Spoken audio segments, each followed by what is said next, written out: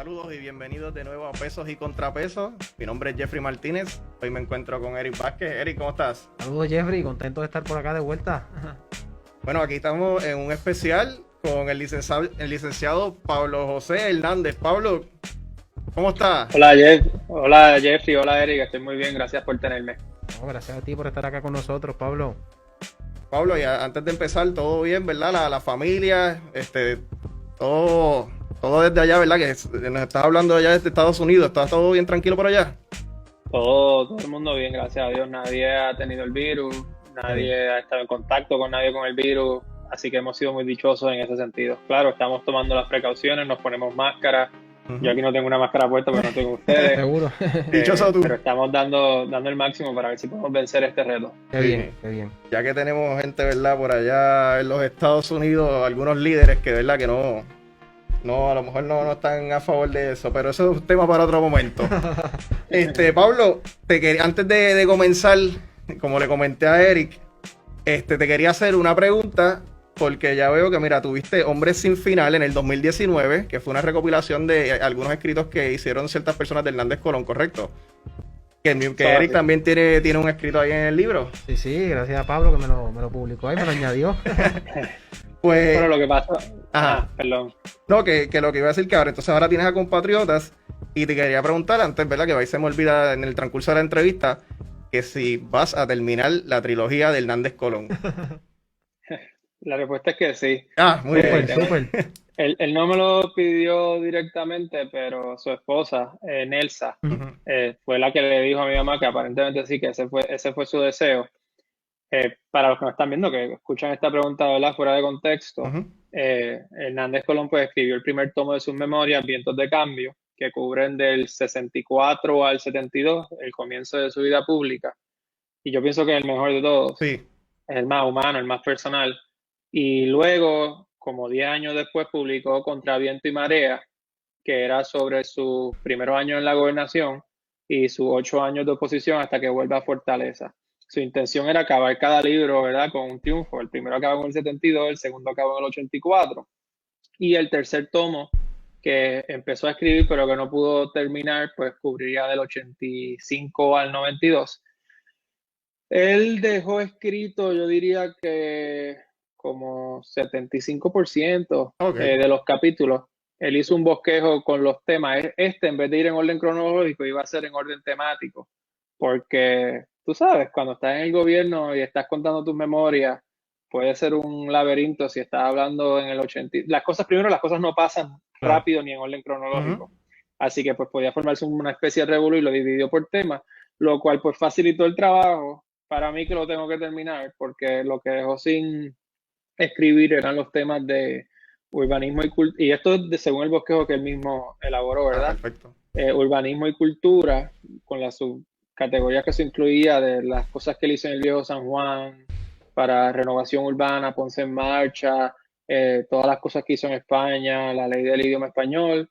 No escribió el capítulo de las elecciones del 88, no escribió el capítulo sobre retiro y no escribió el capítulo sobre olimpismo, en el cual pues le tocaría hablar de todas las cosas que hizo para darle su sede al Comité Olímpico, el albergue olímpico, el proyecto de las Olimpiadas en el 2004 que finalmente no se materializó. Y de la manera que yo las voy a terminar, no escribiendo como si fuera él, ¿verdad? Yo no voy a ser un ghostwriter, sino que voy a seguir la metodología que él usaba, que era básicamente una persona en la fundación llamada Gerardo, muy buena, recopilaba todos los periódicos de la época y distintos materiales que había en el archivo, los discursos que él daba al respecto, y a base de los periódicos y de los discursos y de entrevistas que él llegó a dar sobre esos temas, pues yo lo voy a escribir desde su perspectiva, o sea, citándolo mucho, ¿verdad? Sí. Y tratar de incorporar la mayor cantidad de reflexiones sobre esos distintos eventos posibles. Y he estado trabajando en eso ahora. Creo que me queda escribir sobre el retiro, un poco sobre la gran regata, y revisar algunas cosas de olimpismo. Mi meta es que se publique para su natalicio en el 2021. Ah, perfecto. Ok, Pues ya súper. sabes que en el 2021 pues te vamos a tener otra vez aquí. Y sí, porque fue uno de los gobernadores que tocó más eso, como tú bien hablas, lo de la puertorriqueñidad, todo eso que tiene que ver con cultura era de los más que era bien activo en ese aspecto. Y ahora volvemos a lo que es Compatriotas, Exilio y Retorno de Luis Muñoz Marín, que es curioso porque el primer libro de Hernández Colón termina en el 72. Luis Muñoz Marín se va para el exilio como en el 70, ¿correcto? Que, Así es. Lo que sucede es que en el 68 el Partido Popular pierde por primera vez. Muñoz concluye que parte del problema es su presencia y el hecho de que el partido no puede superar su liderato y su figura, y decide que la manera más efectiva de romper con eso sería autoexiliándose voluntariamente ujú, en Europa, que vida difícil, ¿verdad? eso, Y se va para Roma y luego pasa un tiempo en España y... Eh, sorry, es que me distrae porque salió Tranquilo, el tema que ahí estamos, estaba. ahí estamos. ese Wilton, ese Ahí. Wilton.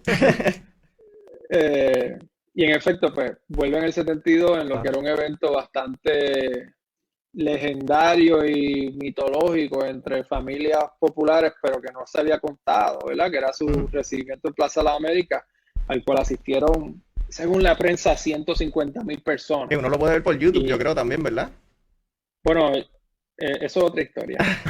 Te la voy a contar porque Sí, este es un sí. programa largo. No es como cuando hablas así en radio por 5 minutos.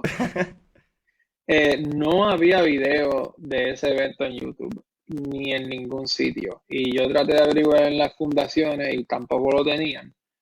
Eh, la, el cuento que me hicieron fue que para un documental que se preparó creo que en los 80, el productor del documental se llevó la copia que había del discurso entero, la usó para el documental y entonces votó el resto Anda, pues. y se perdió. Pero en los archivos de un canal de televisión, no voy a revelar cuál, porque yo no sé si la persona me autoriza, encontraron, fíjate, no, lo que pasó fue que yo viendo un video que hacía un cutaway a pietaje de ese discurso, me di cuenta que ese canal podía tenerlo en sus archivos e hice algunas gestiones para ver si lo conseguía y lo que me consiguieron fue como una especie de reportaje que tiene que haber preparado el mismo partido, tanto por la voz del narrador, que me era familiar, como por el contenido de la narración, que era claramente proselitista. Y por lo que queda son como 8 minutos de ese evento y de ese día. Pero se pueden ver las tomas, se puede ver el entusiasmo. Y la palabra compatriota, que es como él inicia su saludo, es lo que literalmente todo el mundo que fue ese día recuerda. Porque cuando tú le preguntas, mira, te voy a contar, cuando estaba empezando la investigación del libro, estaba volviendo a mi casa en el viejo San Juan con mi papá y nos encontramos con un barrendero del municipio que, bendito, murió hace como un año. Que nosotros sabemos que era bien popular y bajamos la ventana, lo saludamos y mi papá le pregunta, ¿tú estabas en el recibimiento de Muñoz Marín? Y el señor dijo, claro que sí, cuando dijo compatriota. Y, y yo empiezo el libro, ¿verdad? Con esa observación y Claro. luego procedo a citar a un estadista que fue allí con su esposa a acompañarla y que dijo que se le paraban los pelos a cualquiera. Te pregunto, Pablo, porque cuando Jeffrey hablaba sobre el asunto de los discursos, una de las cosas más interactivas, te confieso que es la primera vez que veo eso en un libro de Puerto Rico, es que el libro, la persona cuando lo está leyendo y está disfrutando de la lectura, además tiene la oportunidad de con su celular poder escanear unas barras que se colocan en diferentes imágenes y eso lo transporta hasta YouTube. Cuéntame un poco cómo es ese concepto. Para mí es innovador, es la primera vez, como te menciono, que lo veo en un libro en Puerto Rico. Claro, bueno, pues para la gente que no está viendo, como pueden ver aquí, Exacto, yo incluyo una foto de Ferré cuando gana las elecciones y un barcode para que la gente pueda ver el anuncio correcto. que usó Ferré en esas elecciones y hago eso con distintas cosas. Lo hago con una asamblea del Partido Popular, lo hago con audio del discurso de Plaza de las Américas, lo hago con un video familiar casero que encontré de Muñoz Marín en Grecia con su hija y sus nietos. Y tienes razón, yo no creo que yo lo haya visto en ningún libro y no sé si saqué la idea de algún libro tampoco. Ok. O sea, no sé si quizás me la inventé. No estoy seguro que no me la inventé yo, ¿verdad? O sea, no soy el primero en hacerlo, pero creo que me vino a la mente por arte y magia. porque originalmente esto iba a ser más bien un libro tipo coffee table, con muchas fotos, etcétera, y ahí fue que creo que se me ocurrió el hacer eso. Y luego cuando lo transporté a este medio, y lo hice porque me di cuenta que cuando estaba en Coffee Table nadie lo leía. Y cuando lo puse aquí todo el mundo se lo leía y lo sabía porque nadie te dice no lo leí, ¿verdad? La gente simplemente te reacciona cuando lo lee. Y yo decía, nadie me reacciona a los borradores en Coffee Table. Debe ser que es una porquería. Y entonces, en cuestión de una semana lo cambié a esto y se lo di a par de gente y todo el mundo estaba bien entusiasmado. ¿Cómo surge la idea de esto, Pablo? Obviamente en el libro se menciona, pero para los amigos televidentes, ¿cómo surge la idea de investigar sobre este evento? Sin duda alguna es algo histórico, fue súper importante. Primero, la derrota por primera vez del Partido Popular Democrático luego de varias victorias. Segundo, que Muñoz renuncia a su escaño legislativo en el Senado y que no tan solo renuncie, sino que se vaya del país. ¿Cómo surge la idea de investigar sobre este evento histórico? Fue bien accidentado y espontáneo. Yo, a mí siempre me ha gustado la historia y siempre me ha gustado meterme a ver cajas con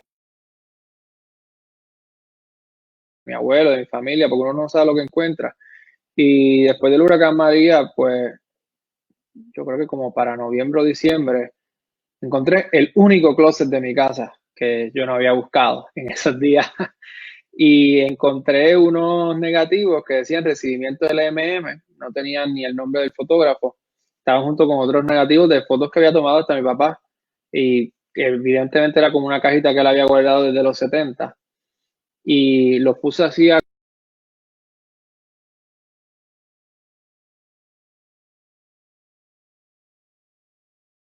buenas, las tuve que enviar a un sitio en Indiana para que me las digitalizara, porque imagínate, en Puerto Rico no había y luego de ciertos meses pues me llegan y las veo. Sí, había visto algunas fotos de ese evento, había visto un clips del evento, porque aunque te conté que el video entero no existe, sí sobrevivían ciertos clips.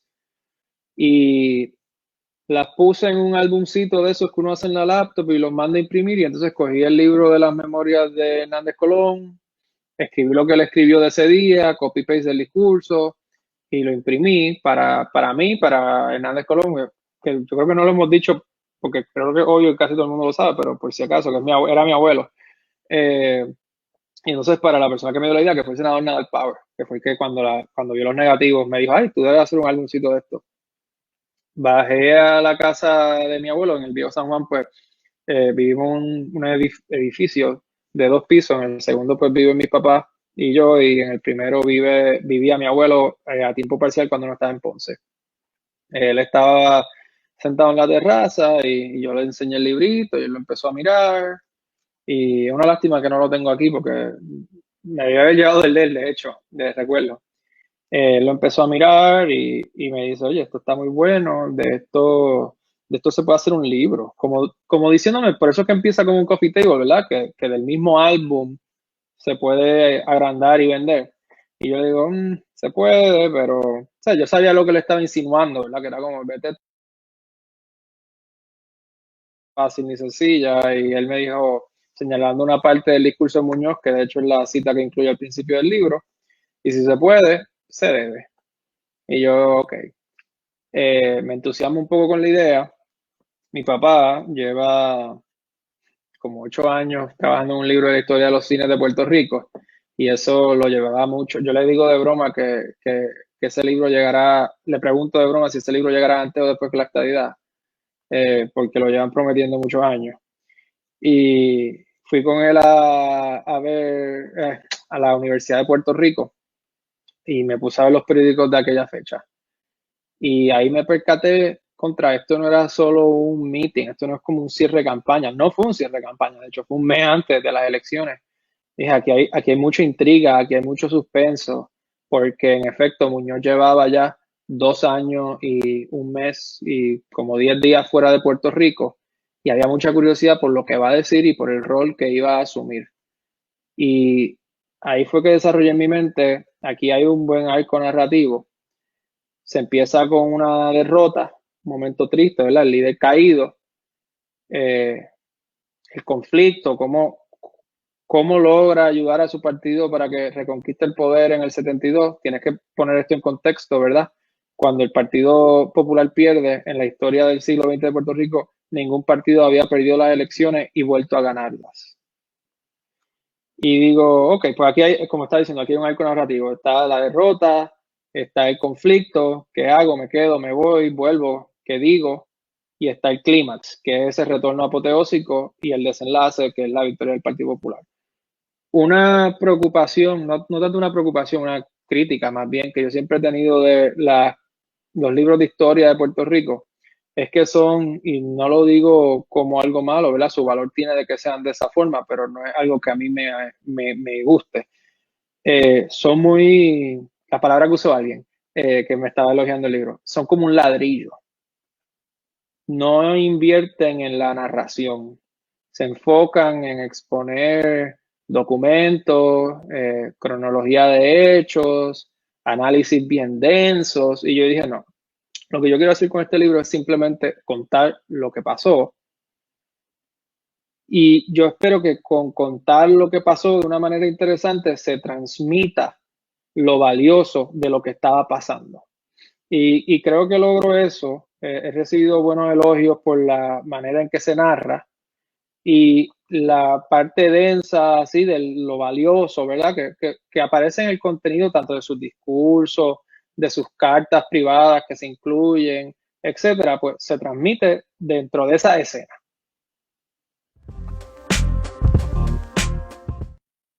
Saludos amigas y amigos que continúan en sintonía de pesos y contrapesos. Estamos aquí en vivo nuevamente, confrontamos unos problemitas técnicos, pero estamos acá hoy con un invitado muy especial, Pablo José Hernández, que nos está hablando sobre su reciente publicación, el libro Compatriotas, Exilio y Retorno de Don Luis Muñoz Marín. Pablo, estábamos hablando sobre la narrativa del libro en cuanto al asunto de la historia, cómo el libro va rescatando la historia desde la derrota del Partido Popular Democrático, luego la renuncia de Luis Muñoz Marín al Senado, cómo él sale del Senado de Puerto Rico y no se queda en Puerto Rico, sino que se va para Europa. Más o menos estábamos hablando sobre ese asunto de la narrativa del libro y podríamos continuar ahí. Claro, pues lo que está diciendo era que una de las cosas que más han elogiado del libro es que dicen que lee como una novela. Yo invertí mucho tiempo en aprender sobre técnicas de narración en el contexto de un libro de historia donde todos los hechos tienen que ser verídicos y verificables. Y escribí el libro de una forma para que la gente pues pudiera disfrutárselo. Claro. Una de mis preocupaciones o quejas más o menos era que muchos libros de historia que se publican en Puerto Rico son bien densos y no prestan mucha atención a cómo contar la historia de una manera que uno se pueda interesar en ella. Un ejemplo que suelo dar es que, por ejemplo, como muchos libros de historia en Puerto Rico hubiesen escrito este libro, pues sería, te diría que podría ser algo así como el día tal, Muñoz escribió una carta a Hernández Colón en la que expresó su sentir sobre el desarrollo del Estado Libre Asociado. Dos puntitos reproducen la carta entera. Exacto.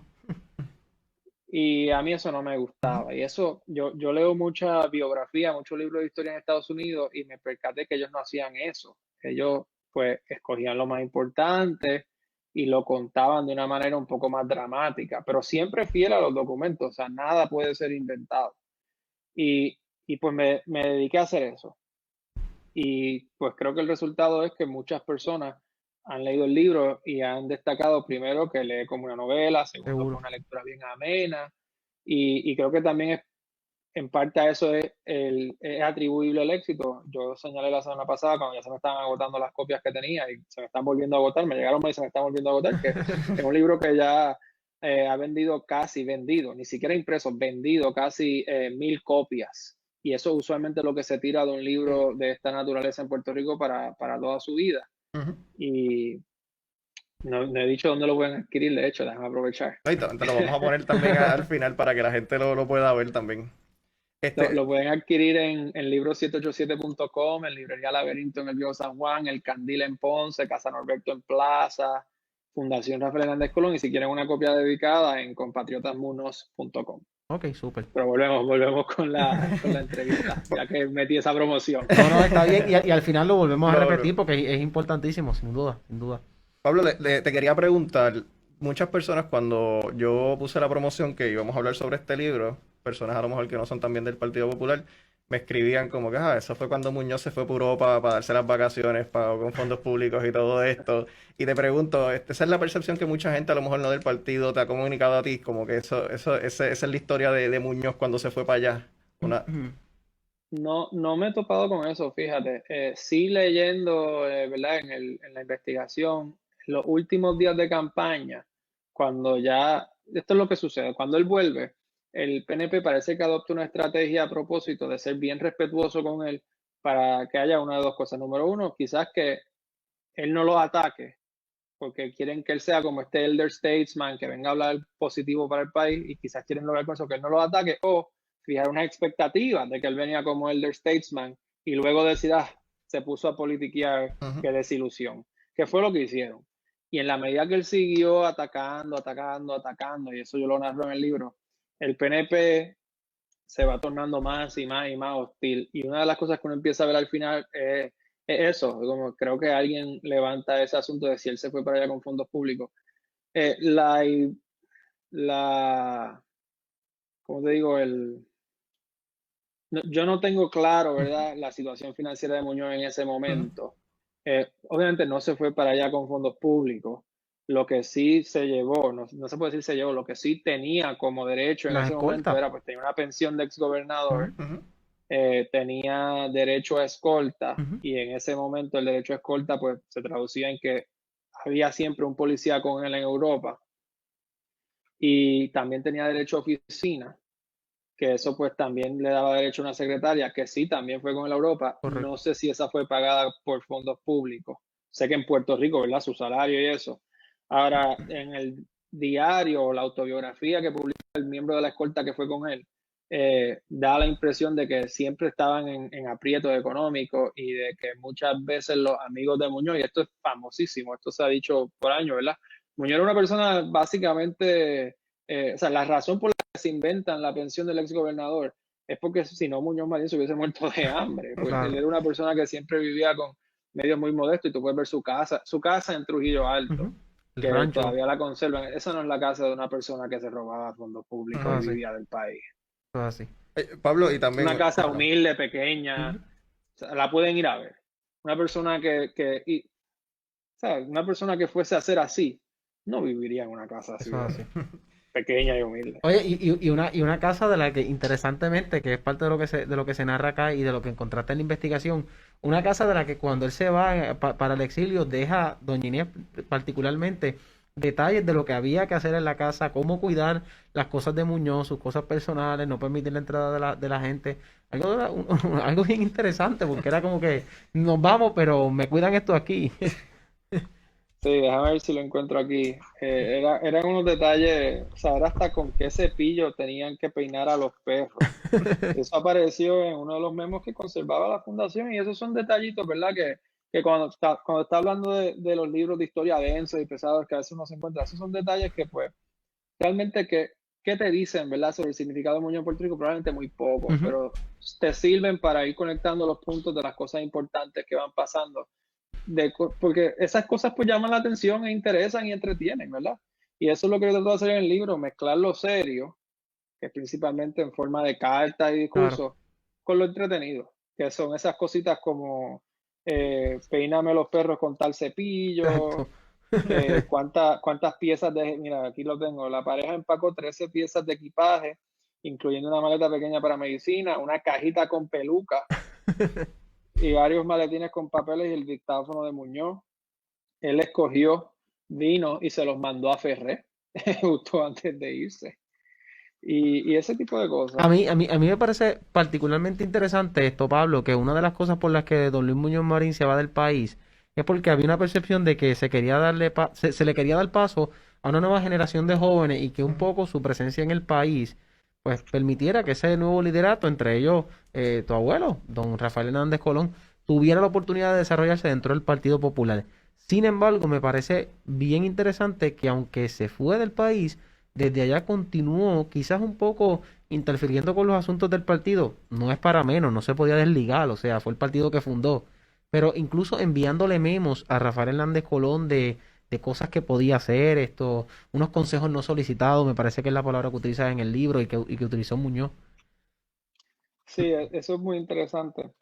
Él llega a Europa en agosto. En efecto, yo te diría que por varios meses, él parece que estuvo bastante, él dice que estuvo totalmente desconectado sin leer periódico ni nada. Eh, Dijo que por varios meses, yo creo que fue por quizás uno o dos o hasta menos. Pero muchas personas viajaban y se reunían con él. O sea, mi abuelo me contaba a mí que cuando él se fue a Roma, pues hubo como hasta una peregrinación de puertorriqueños para ir a verlo allí.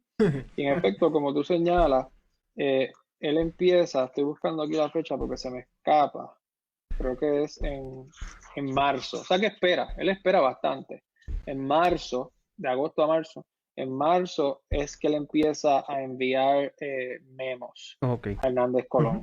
Y el 2 de marzo del 71 envía uno que es consejos no solicitados. Correcto. Y yo creo que una vez empieza a enviar esos memos, eh, olvídate, eso no paro. Él estaba cada par de meses enviaba un memo con recomendaciones, con sugerencias, etcétera. Muchas veces eran bien repetitivos. Él simplemente repetía lo que venía diciendo, pero uno eventualmente empieza a notar cambios, empieza a ver que él al principio estaba bien pesimista, luego se va tornando más optimista, luego vuelve y se pone pesimista, a veces se pone hasta medio gruñón. Una de las cosas, y una de las cosas, ¿verdad?, que ilustran eso es cuando le envían una encuesta en el, creo que es para junio del 72.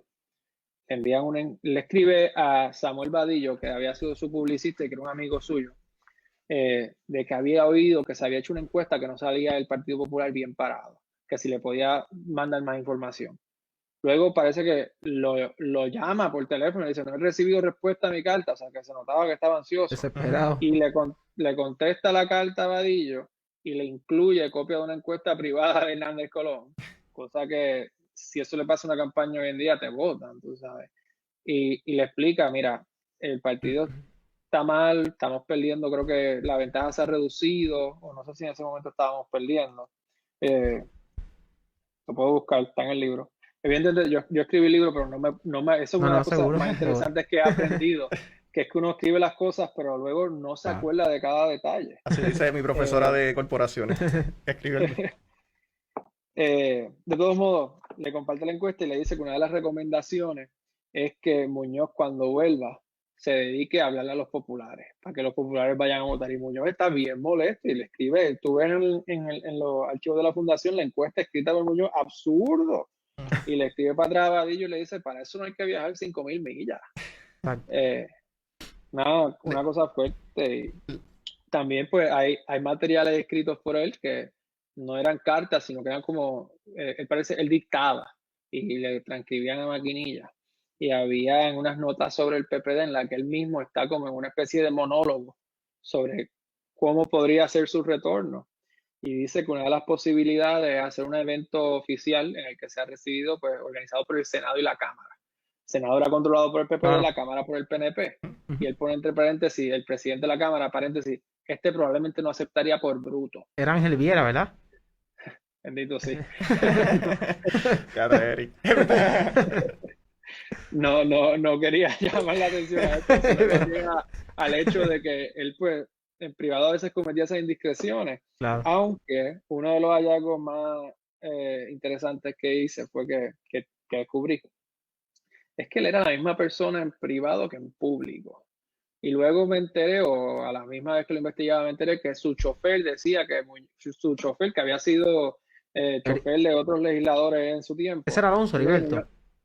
eh, este chofer, se me escapa el Ok. nombre, pero era temprano, Ujú. era en los 40 que yo Ok. creo que decía esto, Ok. o en los 30 porque Ujú. creo que es el chofer que le asignan cuando es senador por primera vez Ok. en el 32. Dice, yo he sido chofer de un montón de políticos y Luis Muñoz Marín es el único que dice lo mismo dentro del carro y fuera del carro. Interesante. Y yo me di cuenta también que, ¿verdad? Yo primero vi el discurso, leí el discurso y luego vi las cartas que mandaba de Roma y me di cuenta que el discurso básicamente decía en público lo mismo que le estaba diciendo en cartas Ok. privadas desde Roma. Y eso pues me llama mucho la atención, especialmente, vamos, uno no debe ser nunca hipócrita. Uno, tú te portas mejor en la casa de tu mejor amigo que en tu propia casa, Claro. o en la iglesia que en tu casa. En la escuela, no sé, eso varía por persona, yo me he portado bien. Eh, pero, y obviamente, pues uno se comunica en privado distinto de lo que se comunica en público. Ujú. Y muchas veces yo lo he visto, pues yo he vivido con, no le estoy diciendo que lo he visto en mi familia, pero con personas que he interactuado. Eh, en privado se Ujú. habla muchas veces simplemente de que hay que hacer para ganar, del chisme, de Sí. fulano está adelante, fulano está atrás, eso es bueno para el partido, eso es malo para el partido. Luego en público es todo el bienestar del Ujú. país y el país para acá y el país para allá. Muñoz Marín en privado casi siempre era todo el país, todo el país. Cuando hablaba del partido era y cómo esto le puede, y hacía como una especie de siempre una nota aclaratoria de, y claro, cuando le hablo de mejorar el partido es porque creo que el partido es el mejor instrumento para servirle al país. Exacto. Siempre lo ataba a eso. Hay una autenticidad en sus propósitos que a mí me llama mucho la atención. A lo que estabas diciendo, Pablo, sobre, ¿verdad?, lo que era la figura del Muñoz Marín en público y en privado. Hay una foto que siempre se está compartiendo estas redes sociales que habla, ¿verdad? No sé cuán verídico sea, pero habla de que los chinos dicen que hay tres máscaras que tiene uno. Una la que es en público, una la que es con su familia y la tercera que es la de uno solo cuando está, ¿verdad? Cuando uno está solo, que eso es que, pues, que todas las personas, ¿verdad?, actúan de diferentes maneras dependiendo con quién están rodeados. Pero retomando lo que decía Eric, sobre Muñoz, para hacerle como un piggyback ahí y aprovechar que estás aquí, no sé si lo toca mucho en el libro o si no lo toca. La parte cuando Muñoz ya decide regresar, ¿qué pasó por la mente de Rafael Hernández Colón en ese preciso momento? Si hubo alguna reserva de, bueno, ahora es que estoy subiendo ahora para El liderato, en el ¿verdad?, el liderato. liderato, y no sé si esto pues me baja a lo mejor un poco que la figura de él llegue en ese momento antes de las elecciones, o simplemente él sentía que sí le iba a ayudar llegando tan cerca de las elecciones. El libro cubre lo que está documentado sobre eso y hago ese énfasis y después te digo por qué. Lo que está documentado sobre eso es que en abril hay un memo de Joseph Napolitan, que era el consultor político americano de Hernández Colón, un consultor político famosísimo, se considera el padre de esa profesión y en ese entonces pues ya era famoso, no sé si estaba tan institucionalizado como lo llegó a estar, y en ese memorando que le escribe Napolitan a Hernández Colón y a Víctor Pons, que era el director de campaña, habla de cómo manejar el retorno de Muñoz para que sea efectivo y sí, se elabora un poco en ciertos conflictos que habían, de hay que tener cuidado, número uno, de que no lo enajenes tanto Ujú. para que se ofenda o la gente que lo admira mucho se ofenda, pero a la misma vez no podemos permitir que esto se convierta en una especie de Muñoz controla a Hernández Colón y que lo opaque. Ujú. O sea que había mucho cuidado Que no con pareciera eso. otro Sánchez Vilella. Básicamente, Ujú. exacto. Y el libro pues provee mucho contexto sobre eso para que eso tenga todo ese sentido. Y eh, cuando llega Muñoz, Muñoz no le dice a Hernández Colón que llegaba ese día, porque Ok. verdad, Muñoz llama a Hernández Colón como un mes antes cuando se ponen de acuerdo en la fecha de su retorno y le dice, deciden que va a ser el 8 de septiembre anuncian que viene el 8 de octubre, pero el 8 de octubre es el evento, Exacto. no necesariamente es el día que él aterriza y va Ujú. del aeropuerto a Plaza de las Américas, y estamos hablando de un vuelo de España a Puerto Rico, porque en ese momento estaba en España. Y Muñoz cuando llega de sorpresa, coge de sorpresa hasta el propio Hernández Colón. Y de hecho la prensa va, no había teléfono celular, no había cámaras en todas partes. La prensa va a Hernández Colón y le dicen que llegó Muñoz Marín, su reacción, y le dicen, no me han dicho nada. Y luego se burlan de él, hacen caricaturas y todo eso. Eh, y posteriormente, pues sí, empieza a suceder eso de que la gente empieza a comentar de que Muñoz está opacando a Hernández Colón. Claro. Y le preguntan a Hernández Colón en una entrevista y él dice que pues, él admira mucho a Muñoz, que él siempre escucha su consejo y cuando está de acuerdo lo sigue y cuando no está de acuerdo no lo sigue y que no le molesta eso que digan que lo está opacando porque lo admira mucho. Eso es lo documentado. Lo extraoficial que yo no incluyo porque como dije, todo tiene que tener una fuente, Claro. ¿verdad? Eh, yo escuché mucha gente que me decía, Muñoz estuvo en España, se fue de Roma en junio y estuvo en España desde julio esperando que le dieran permiso para volver. Pero yo no pude encontrar, ¿verdad?, nadie con conocimiento personal de eso que me lo afirmara. Y no me dio nunca la impresión, mi abuelo que me da la idea para esto, yo le di un borrador bien temprano. La idea surge en febrero del 18 y él se enferma en noviembre del 18. Claro. Yo le di un borrador bastante temprano, como para junio, que es un esqueleto de lo que terminó siendo. Y se lo di más bien como, y puedes leer esto y ver si te refresca la memoria y hay algo que no está en tu libro de memoria que me puedas añadir. Y él me dijo, honestamente no. Que lo único que así que podía pensar era que cuando llega y no se entera que llegó, etcétera, que él recordaba a Victoria Muñoz diciéndole a Muñoz Marín en presencia de mi abuelo, como que regañándolo por no Victoria decirle regañando a a mi Muñoz. abuelo. Ok. Yo hablé con Victoria y Victoria me dijo que sí, que ella recuerda eso y que le decía, este es tu candidato a gobernador, Claro, como tú no claro. le dijiste.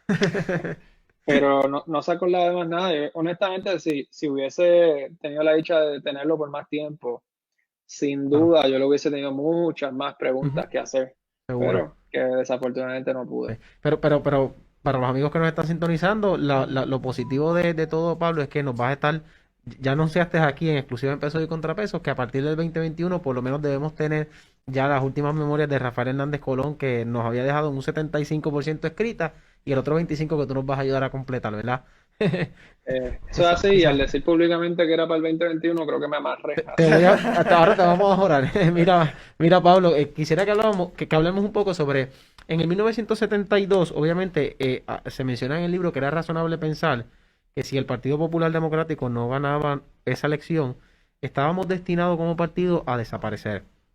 Te hago esta pregunta porque precisamente hoy sale una nota donde una persona dice, un analista, no voy a mencionar su nombre, dice que si el Partido Popular Democrático no gana la elección del 2020, es un partido que está destinado a aparecer. ¿Qué opinión te merece eso? O cómo lo hubiese visto don Luis Muñoz Marín en aquel tiempo si estuviera con nosotros en el 2020? Es bien complicado, porque como mencioné anteriormente, cuando el Partido Popular pierde en el 68, hasta ese momento ningún partido había perdido y vuelto a ganar. Que diga, ningún partido que había gobernado Exacto. había perdido y vuelto a ganar, sin meterse en algún tipo de alianza, coalición, hasta como los 40 se permitía que dos partidos eh, Ujú, unieran sus votos y eligieran un solo ujú. candidato a entonces comisionado residente. Y cuando pierde el partido, pues habían buenas razones para pensar que, dada la trayectoria histórica de Puerto Rico, el nuevo partido en ganar las elecciones iba a estar por mucho tiempo y luego sería sustituido por un partido nuevo. Y eso pues probablemente pesaba mucho en la mente de Muñoz Marín. El hecho de que el partido haya vuelto a ganar en el 72 pues fue muy significativo porque fue un indicio de que el partido se estaba institucionalizando. De que, y esto es algo que ya damos por sentado, Ujú. de que los líderes pudiesen ser pasajeros y los partidos ser permanentes. Exactamente. Y con el pasar de los años, creo que eso pues se ha fortalecido. O sea, aquí, como te dije, lo damos por sentado, que un día tienen un candidato tal y otro día tienen un candidato X y van a seguir cambiando y los partidos van a seguir existiendo. En cuanto a que si el Partido Popular pierde estas elecciones, desaparece, hablando estrictamente histórico, Ujú, no, sí, sí, ¿verdad? no No seguro. quiero hacer una opinión política Claro. de si debe o no Ujú, debe, o si eso es bueno o malo. Yo creo que el riesgo real sería si pierde estas elecciones y las próximas, porque ok. entonces sería la primera vez que uno de los partidos principales pierde tres elecciones corridas. Pero si pierde esta, yo creo que no sería tan distinto a como lo fue quizás en el 96, que perdió dos veces y que perdió cada vez, ¿verdad?, por más. Eso es algo interesante del Partido Popular también, que casi nadie dice, que es que casi siempre ganaba por menos y perdía por más. Y, y eso pues pasó, tú sabes, cuando pierde en el 68 retiene el Senado, pero cuando pierde en el 76 lo pierde todo. Sí, claro. Cuando pierde en el 92 pierde por más que en el 76. Cuando pierde en el 96 pierde por más que en el 92 y cuando pierde en el 2008 pierde por más que en el 96. Y entonces también puedes decir que cuando pierde en el 2016, no pierde por más que en las anteriores, pero es cuando menos ha sacado. Ujú. Igual, pues cuando gana, pues ha ganado por 3 puntos o las últimas 2 veces como por menos de un punto. Eh, Así que no sé si creo que desaparecer es un poquito exagerado, pero si pierde 3 corridas, está más aprieto. Lo que sí quería decir también, y esto yo lo analicé en el 2016 cuando escribía para el Nuevo Día, era que yo me pregunté por qué los dos partidos siguen casi invencibles después de tanto tiempo. Y a la conclusión que llegué fue que para que un partido nuevo sea exitoso tienen que, creo que eran 3 condiciones. Primero, ese partido tiene que salir de un partido principal. Ese partido nuevo tiene que salir de un partido principal. Cuando ese partido principal esté en oposición y tiene que ser dirigido por uno de los líderes principales de ese partido. Piensa, por ejemplo, Muñoz Marín era un líder principal del Partido Liberal y después que el Partido Liberal pierde las elecciones, se va del Partido Liberal y funda el Partido Popular. Ujú.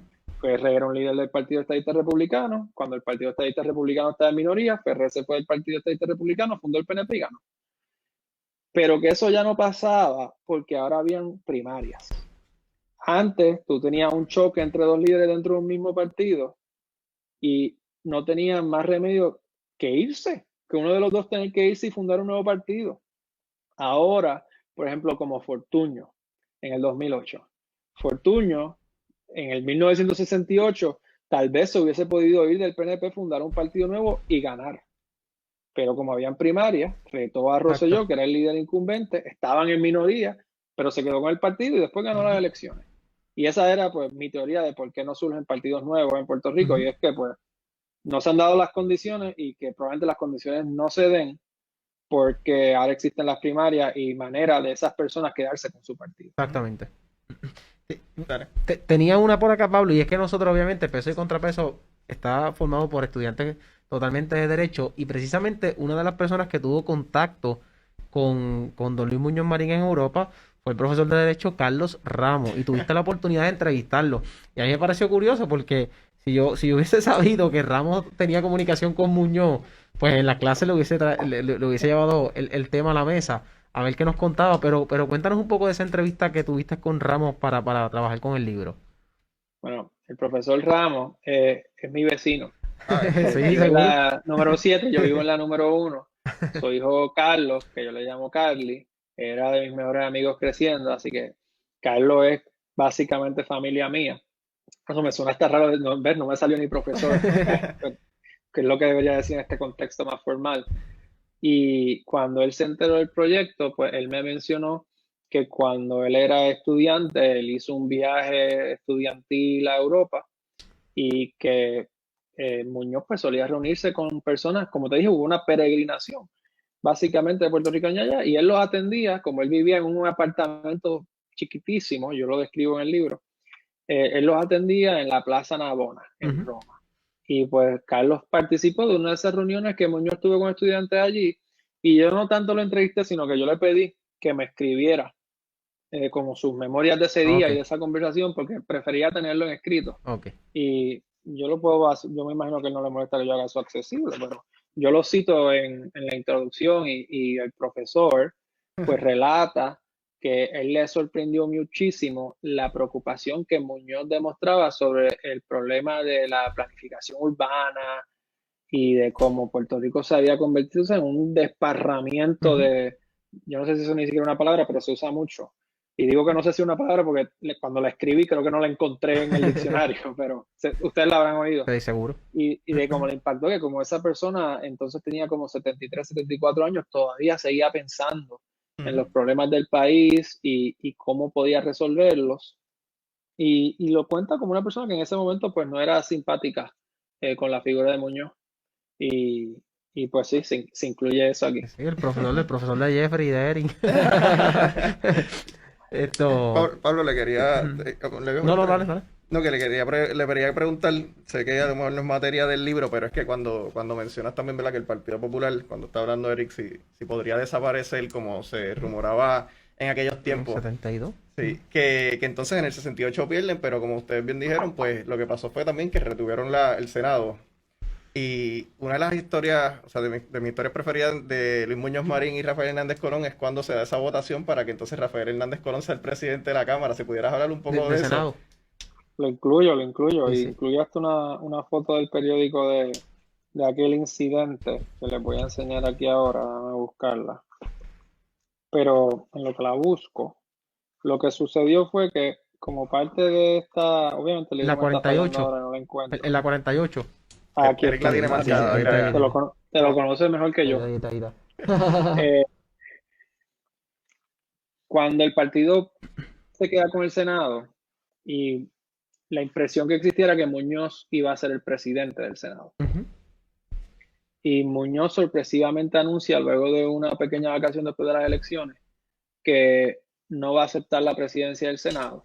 Y en ese momento Hernández Colón decide que hace falta una renovación y va y se reúne con algunos senadores y los convence de que lo apoyen para presidente, pero le faltaba un voto dentro del caucus. Y estaban básicamente divididos entre senadores más jóvenes y senadores más veteranos. Y va donde Muñoz y le dice, necesito tu voto. Y Muñoz le dice, tú estás loco, tú no sabes lo que tú estás haciendo, esto va a crear un revolú grande, yo no te puedo dar mi voto. Hernández Colón eventualmente consigue que dos de los veteranos lo apoyen, así que consigue la mayoría en el caucus y se acuerda que él va a ser entonces el presidente del Senado. Y el día de la votación oficial en el hemiciclo, y yo me imagino que la gente que no está viendo sabe esto, pero por si acaso, usualmente cuando se decide algo en un caucus, digamos por 10-8, los 18 entonces van al hemiciclo y votan en bloque. Ujú. Y el día de la votación se vota en una urna, no es a viva voz como se ha hecho otras veces. Y cuando se cuentan los votos hay un empate entre Justo Méndez del PNP y Hernández Colón. Y lo que sucede es que hay 3 votos en blanco. Y Muñoz se va en brote. O sea, se para, se forma un alboroto en la grada, en todo el hemiciclo, y se para y dice, he votado por Hernández Colón, etcétera, etcétera. Está bien molesto y dice, en la próxima elección para romper el empate voy a votar en blanco. Sí, porque había una duda que si Muñoz había sido uno de los de en blanco, ¿verdad? No sé tanto si había una duda, pero lo que él quería hacer era, si él votaba en blanco en la próxima y las otras personas votaban en blanco también, pues ganaba el PNP. Así que Claro. era su forma de encerrarlo y decirle, o cambian su voto o nos quedamos sin control del Senado. Ujú. ¿Qué pasa? Uno de los 3 votos en blanco fue Hernández Colón, Exacto. porque no quería votar por sí mismo. Y va y se lo dice a Muñoz. Y yo reproduzco esto ahí, y Muñoz se queda callado, como diciendo, diache, ¿qué tú has hecho? Y Hernández Colón se expresa y dice, yo fui uno de los votos en blanco también, que ya, fui uno de los votos en blanco, también voy a votar en blanco en la próxima. Y ahí sí que le cae la presión a los dos Ujú. disidentes. Y en efecto se hace la votación y eligen a Hernández Colón presidente del Senado. Y eso se reproduce aquí porque eso es parte del contexto, ¿verdad? Como yo te contaba al principio, yo empiezo con la derrota del 68 y hago un poco de trasfondo del 64 al 68, del rompimiento con Sánchez Vilella, etcétera. Sí. Luego cubro el 69 y principios del 70, que es pues abonando a su decisión de retirarse. Y entonces el exilio en Roma del 70 al 72, en Europa, perdón, del 70 al 72, mayormente en Roma, el retorno en octubre del 72 y su rol en esa campaña del 72, que eso pues se sabía muy poco de, y que es lo más interesante para mi sorpresa. Daba unos discursos en como que pequeñas concentraciones en distintos barrios y que llegaba a veces sin anunciar. Yo creo que es interesante porque obviamente pues el libro recoge el asunto histórico de ese exilio, pero además de que, por lo menos acá en mi opinión, don Luis Muñoz Marín nunca pudo despegarse de lo que fue el país y el Partido Popular. Y lo narras en una de las partes que mencionas que Marisara Pón, cuando estuvo por allá visitando que fue un encuentro que ellos tuvieron, que en una de las partes Marisara Pón lo ve caminando alejado del grupo y solo y que Doña Inés le dice que cuando él estaba así era que estaba pensando en Puerto Rico. O sea, una muestra más de que nunca pudo dejar de pensar en Puerto Rico. Otra de las cosas era cuando le exigía a los ayudantes como que, mira, necesito que me envíen recortes de periódicos, que me envíen la información de lo que está ocurriendo en el país. Sin duda alguna, a pesar de que se fue, nunca pudo soltar su país y Nunca sobre pudo estar todo, tranquilo por no, allá. y sobre todo la colectividad que fundó. Sin duda, y eso pues se puede debatir si era una especie de contradicción entre su deseo de mantenerse alejado y su instinto de estar envuelto. Claro, claro. Ahorita, Pablo, nos dijiste dónde es que las Sí. personas pueden encontrar el libro nuevamente. Nos dijiste el libro 787, la página de Claro, internet. si lo quieren comprar por internet, que es lo más seguro en estos tiempos, Seguro. pues libro787.com lo vende a $19.99. Librería Laberinto, que tiene una tienda en el Viejo San Juan, pero también tiene una tienda en internet, librerialaberintopr.com, lo vende ahí también. Ok. Casa Norberto en Plaza de las Américas, Súper. también entiendo que tiene página en internet. El Candil en Ponce, la Fundación Rafael Hernández Colón en Ponce. Y yo, pues, hay gente que le gusta una copia firmada por el autor y pues como están las cosas, yo no puedo hacer un evento de firmar copia y estar en contacto con tanta gente cerrada. Pues yo hice una página web para venderlo donde también pueden encontrar más información del libro, como una muestra, algunos videos, algunas fotos. Se llama compatriotasmunos.com y ahí lo pueden ordenar dedicado. El costo dedicado es $27, pero incluye el envío gratis. Ok, a mí me parece bien. Sí. Así, y recordándole a los más jóvenes, digo, a los adultos mayores ya también que están pegados a la tecnología, que el libro, además de, obviamente, pues uno poder disfrutar de su lectura, puede escanear los códigos que tiene y puede, pues, transportarse a esos eventos importantes a través de unos visuales que te refieren a YouTube y demás. Así que ya escucharon, amigas y amigos, dónde pueden conseguir el libro. Pablo, agradecido por haber estado acá con nosotros dialogando un rato sobre el nuevo bebé, compatriotas. Gracias a ustedes y se me olvidó mencionar, ¿verdad? También está en Amazon y en Ok. Amazon Kindle, Ok. si lo Exacto. quieren bajar digital. Pero yo preferiría obviamente que apoyen una librería local. Seguro, Sí. seguro. Te confieso que tuve acceso a través de Amazon, pero es el primer libro que compro para leerlo en la computadora. Y te yo confieso no que puedo. se me hizo bien difícil, así que yo dije, no, necesito la copia. Y aquí la tenemos, así que invitamos a los amigos que nos sintonizan a que la consigan en las librerías más cercanas, en las librerías por internet.